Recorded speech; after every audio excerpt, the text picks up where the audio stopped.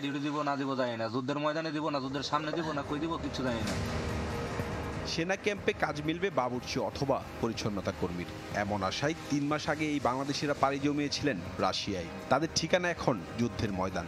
কালকে রাত্রে খানা খাইছি, সকালে কোনো নাস্তা নাই, হানি নাই, কোটা হানি খেতে মারি না। উদ্ধার কারণে উদ্ধার করিলে আমরা থাকতাম না এগুলো। ইউক্রেন যুদ্ধে অংশ নেয়া লক্ষ্মীপুরের সাজ্জাদের মায়ের আহাজারি তাই থামছেই না। সাজ্জাদের মতো এভাবেই প্রতারিত হয়েছেন জেলার বহু মানুষ।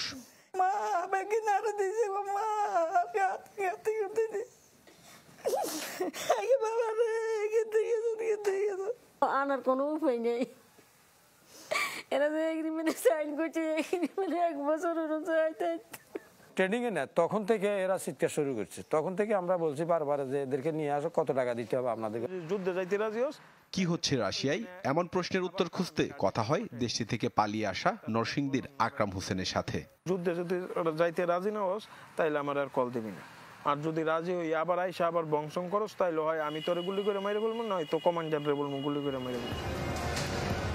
ভুক্তভোগীদের তথ্যের ভিত্তিতে অনুসন্ধানের নামে চ্যানেল 24 জানা যায় কেউ উমরা ভিসায় সৌদি আরব হয়ে গিয়েছেন রাশিয়ায়, কেউ বা সরাসরি বিজনেস ভিসায়।